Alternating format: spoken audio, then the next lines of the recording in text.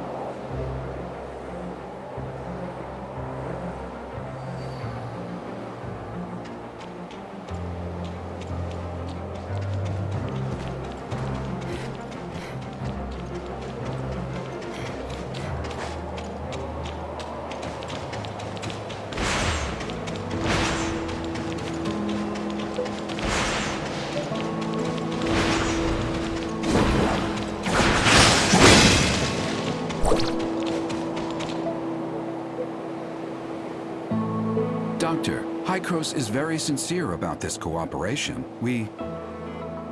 Archon Elric, I'm only here to see if you have anything to say to me about what you did in the past. But it looks like you haven't learned your lesson, even after all these years. What a shame.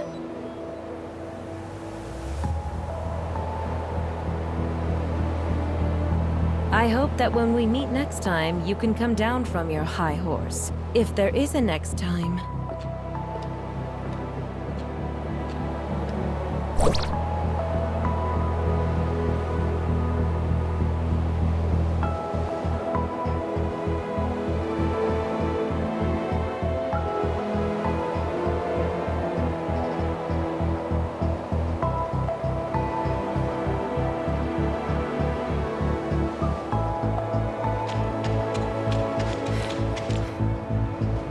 And Archon Elric. Did that startle you? I'm sorry. What did Hykros do in the past? Elric never told you. I guess I'm not the only one who needs an answer.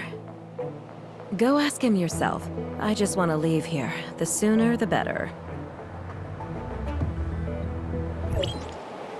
Archon Elric. The doctor is right. Hykros made a lot of bad decisions.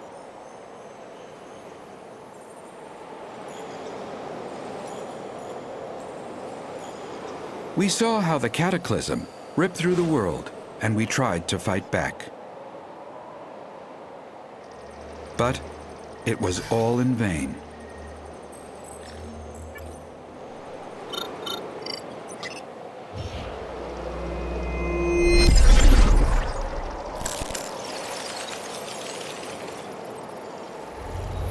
The ground underneath our feet is just a fleeting moment of what this world once was. Everything changed, however.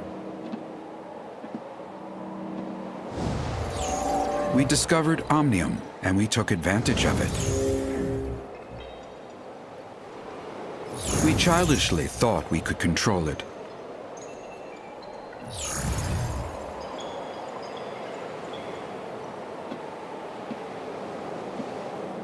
We were naive enough to think that we'd have a better future. That was a terrible mistake.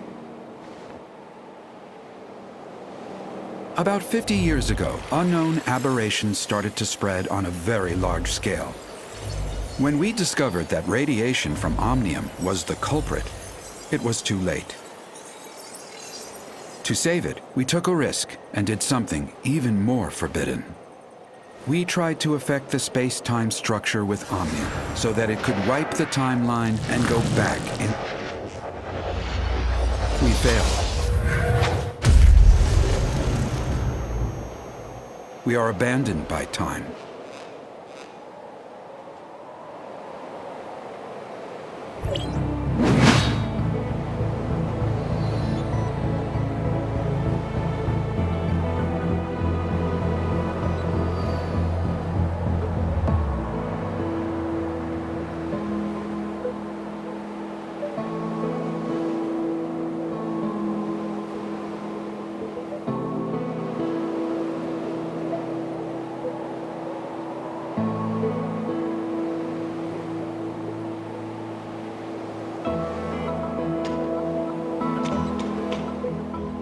Sorry, it's not that I want to keep it from you, just I don't want to discuss it with outsiders.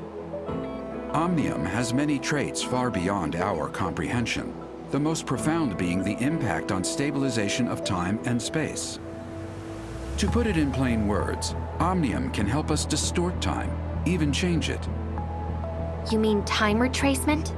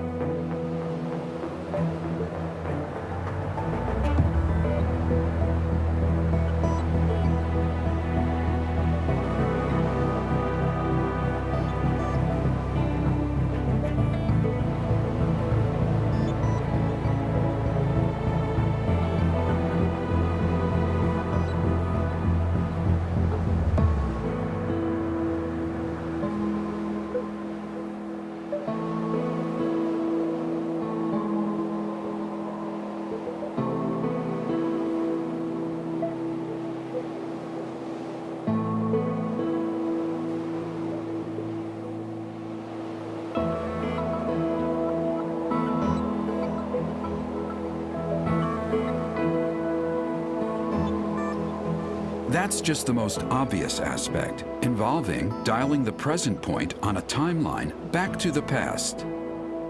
If you could find the nexus on the current timeline, you can change events to create a new timeline. Dr. Claire mentioned this to me before. She and her husband, Loon, were both senior researchers in Hycros once.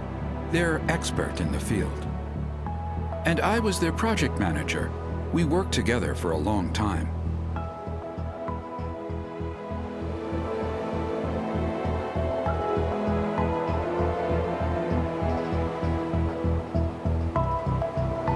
Back then, we all looked forward to the endless possibilities the discovery could bring. Everyone labored tirelessly to produce results. But we never once realized how our study could significantly affect the world. Disagreement started after the first successful regression. Archon Carl of District 9 pitched an extremely radical experiment.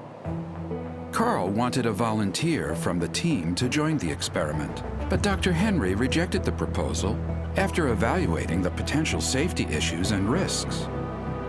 The project stagnated, and more happened after that. Anyway, Carl eventually convinced Dr. Henry. Also, they found Claire's husband, Lewin, without acknowledging her, and convinced him to volunteer himself for the experiment. And the experiment failed? That's right. The incident 50 years ago threw Loon into the turbulence of time. Now I understand the doctor's attitude toward you. Before the time-jumping technology is mature, Carl suggested a bold plan. If we could return from a particular point in time, or even make changes then, in theory, we would be free from the constraints of time itself. We could be any time, any place. Causality of time would have no dominance over us anymore. There would be no past and no future for us, only the present. Now is forever. So that's why you and the doctor keep talking about things that happened half a century ago. Yet you still look young? That is right. Our time has stopped in the past, while yours still flows. Is that what Carl had in mind? The control over time is the control of everything. However, what Carl wanted never came to pass.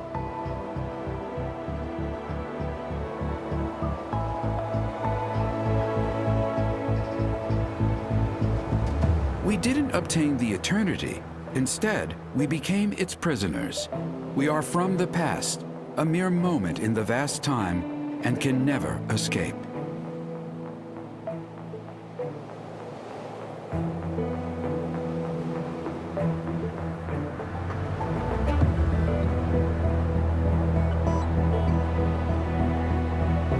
Can you explain what exactly is the cataclysm? I feel more comfortable referring to that incident as the second regression. It was a bold attempt, but we failed. After the first time jumping, we conducted a series of more in-depth research and experiments. We also built multiple chrono chambers.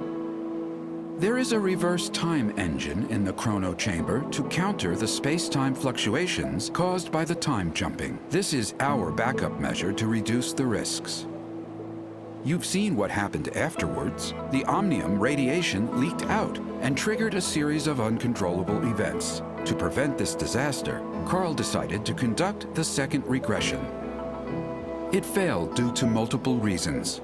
The space-time turbulence wreaked havoc on our world, devouring our lands, cities, even whole civilizations disappeared.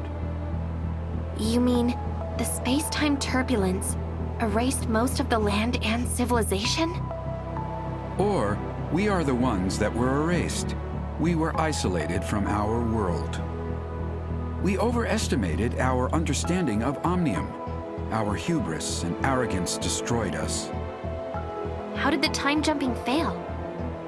According to the remaining monitoring data, someone tampered with the default parameters while the time engine was activated. So it's not an accident? It's the heirs of Ida. They are not a bunch of simple-minded, anti-omnium rioters.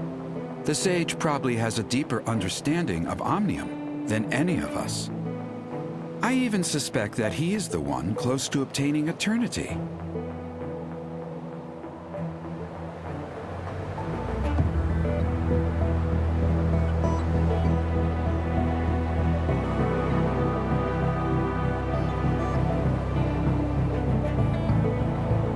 Since Hykros has the technology to travel back in time, why didn't they use it to We threw a pebble into a peaceful pond. We have to do everything in our power to protect this world from further before the time-jumping technology is... We didn't obtain the eternity.